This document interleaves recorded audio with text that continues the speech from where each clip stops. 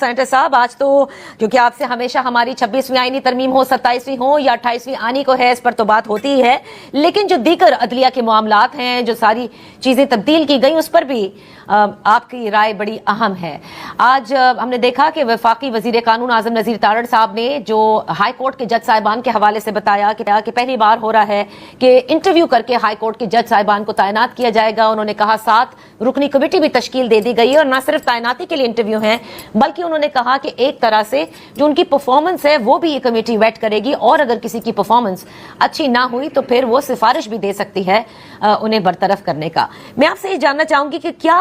یہ جو طریقہ کار اب ہے، اس سے آپ سمجھتے ہیں کہ عدلیہ کا نظام مضبوط ہوگا اور ہائی کورٹ جج صاحبان کے بطور تعیناتی انٹرویو کے بعد ایک احسن قدم ہوگا؟ ایسا ہے کہ کچھ چیزوں کے ساتھ، کچھ عہدوں کے ساتھ عزت کا معاملہ اٹیچ ہوتا ہے۔ ہائی کورٹ کا جج جب بنتا تھا کوئی بھی، تو اس کے ساتھ ایک احترام کوئی پیسوں کے لیے نہیں بنتا تھا، یا تنخواہ اس میں بہت زیادہ اٹریکٹیو ہوتی تھی، گو کہ اب بہت زیادہ اٹریکٹیو ہو گئی ہے، تو وہ اٹریکٹیو وہ اس کی سیلری کے لیے نہیں بنتا تھا، صرف عزت کا معاملہ ہوتا تھا۔ اور ہمارا انٹرویو تو بطور وکیل ہر روز ہوتا ہے، ہم ہر روز کیس میں پیش ہوتے ہیں، اور ہماری جو ہے نا وہ ہمیں گیج کیا جاتا ہے ججز کی طرف سے، یا بعض اوقات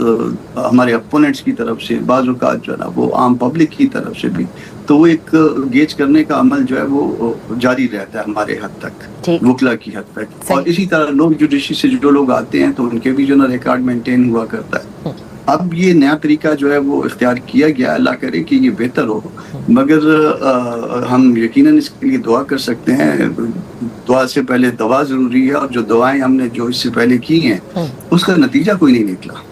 ہمیں 26th امینڈمنٹ میں جو ہے نا وہ نتائج کے لیے بڑی یقین دہانیاں کروائی گئی تھیں، آپ کو بھی یاد ہوگی 27th امینڈمنٹ کے وقت بھی جو ہے نا بڑی یقین دہانیاں کرائی گئی تھیں۔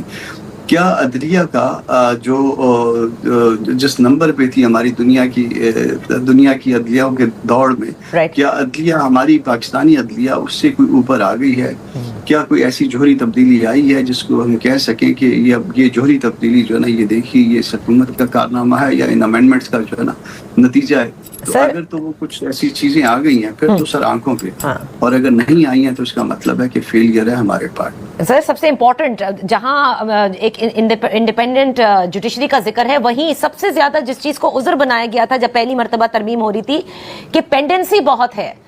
ہم دیکھتے ہیں سپریم کورٹ کے پینڈنگ کیسز دیکھ لیجئے، ہائی کورٹس کے دیکھ لیجئے، اور اس پینڈنسی کو ہمیں تیز سے ریموو کرنا ہے۔ تو کیا 26ویں آئینی ترمیم اور پھر 27ویں کے بعد آپ سمجھتے ہیں کہ سپریم کورٹ پر پینڈنسی کم ہوئی ہے، اسپیشلی جب اب کے ایک وفاقی آئینی عدالت بھی قیام میں آ گئی ہے؟ اس کا طریقہ یہ ہے نا کہ ججز تو یا چیف ججز تو یہ کہیں گے کہ ہم نے اتنے کیسز جو ہے نا اس سال میں ڈسپوز آف کر دیے،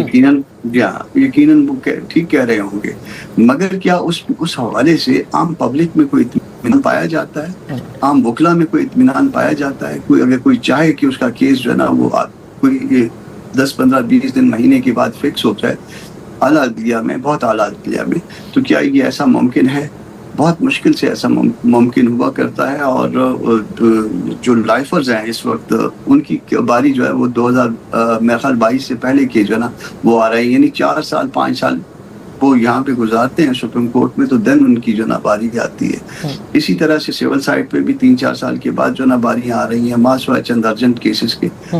ڈیتھ کیسز کو انہوں نے یقیناً جو جن میں ڈیتھ ہوئی تھی اس میں اس کو ڈسپوز آف کیا ہے کافی سارا، مگر اس کے ساتھ ساتھ باقی بھی کیٹیگریاں ہیں کیسز کی، اور وہ ان کیٹیگریوں میں جو ہے نا وہ عام پبلک، عام لٹیگنٹ، عام وکیل، وہ اس کے لیے یہ چیزیں باعث اطمینان نہیں۔ اچھا، تو سینٹر صاحب اب ذرا کچھ سیاست کی طرف بھی آتے ہیں۔ مولانا فضل الرحمان صاحب کے حوالے سے خبر آئی جو آزاد کشمیر میں انتخابات ہونے کو ہیں کہ پاکستان پیپلز پارٹی کے ساتھ کچھ جگہوں پر ان کی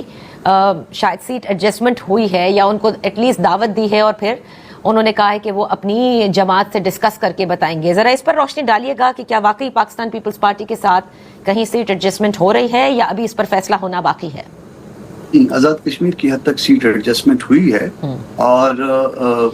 ماسوائے صرف ایک واقعے کی کہ اس کے بعد پی ٹی آئی جو ہے وہ بائیکاٹ کر کے الیکشن کے پروسیس سے نکل گئی ہے، جس کو میں کوئی نیک شگون نہیں سمجھتا۔ یقیناً ان کے ساتھ بھی زیادتی ہوئی ہے کہ اس میں کورٹ آرڈر کے تحت ان سے پھر انتخابی نشان واپس لے لیا گیا ہے، جو کہ کوئی اچھا شگون نہیں ہے, اس کا کوئی اچھا نتیجہ بھی نہیں نکلے گا, اور اس ان الیکشنز پہ اعتماد میں بھی کمی آئے گی. مگر اسٹل جو سوال آپ نے پوچھا ہے کہ ہمارے اور پیپلز پارٹی کے درمیان سیٹ ایڈجسٹمنٹ آزاد کشمیر کی حد تک ہے, تو یقیناً ہے. اچھا, تو جو اچھا شگون ہے کیا وہ آئی پی پی ہے, جس میں آپ نے دیکھا کہ کافی رسپانسبلٹی اب آئی پی پی کے پاس آ رہی ہے, جو سابق وزیر اعظم آزاد کشمیر ہیں وہ اپنے ساتھیوں سمیت شامل ہو گئے ہیں, تو یہ کیسا شگون ہے, اور یہ شگون کس کے لیے اچھا ثابت نہیں ہو سکتا, یعنی کس جماعت کے لیے آزاد کشمیر انتخابات میں؟ دیکھیے اصل چیز ملک ہے, اگر ملک کے لیے کوئی چیز اچھی ہے تو وہ ہم سب کے لیے اچھی ہے. یہ پارٹی پالیٹکس جو ہے وہ دوسرے سیکنڈ اس میں رو میں آ جاتی ہے, سیکنڈ لیئر ہے اس کی.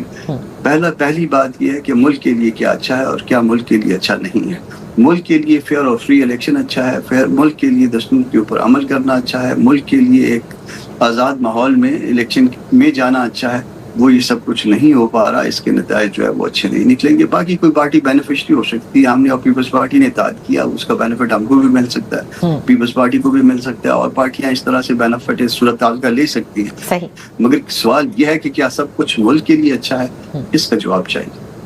تو سینٹر صاحب یہ بھی مجھے بتاتے جائے گا کہ جو آزاد کشمیر میں جوائنٹ ایکشن کمیٹی کے جو کالعدم ہے اس کے حوالے سے جو معاملات تھے, اس میں انہوں نے یہ جو فلور آف دا ہاؤس پہ کہا گیا کہ مولانا فضل الرحمان صاحب کو ثالثی کی پیشکش کی ہے, تو اس حوالے سے کیا وزیر اعظم سے یا حکومت سے کوئی رابطہ ہوا ہے مولانا فضل الرحمان صاحب کا, اور کیا وہ ان معاملات کو حل کرنے کے لیے اب آگے بڑھیں گے؟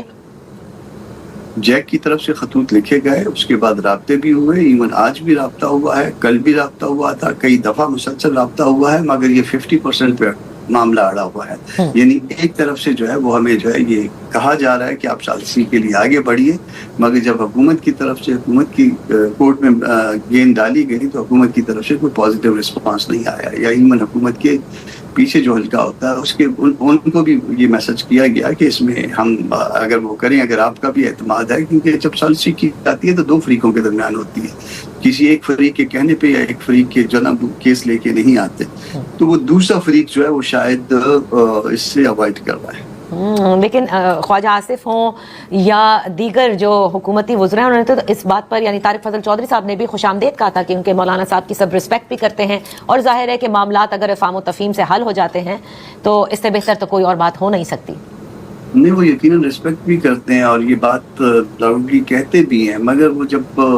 بات معاملات اس میں سیٹلمنٹ کی آتی ہے تو پھر اس کے ساتھ اف اینڈ بٹس جو ہے نا وہ لگ جاتے ہیں, یعنی جب وہ پیچھے مڑ کر دیکھتے ہیں تو اجازت نہیں ملتی. ایسے ہی شاید. تو پھر آپ کیا سمجھتے ہیں, کیونکہ بلاول بھٹو زرداری صاحب خود یہ کہہ چکے ہیں کہ آزاد کشمیر انتخابات یا جو بھی انتخابات ہے وہ ماحول سازگار جب ہوگا تو پھر انتخابات غیر متنازع نہیں کہلائیں گے, وہ ماحول اس وقت آپ کو نظر آ رہا ہے؟ وہ ماحول جو ہے وہ نہیں ہے اس وقت, نہ آزاد کشمیر میں ہے نہ باقی پورے ملک میں ہے. الیکشن کو مذاق بنا دیا گیا ہے. الیکشن اگر مذاق نہیں ہے تو اس کے نتائج کم از کم مذاق بن گئے ہیں.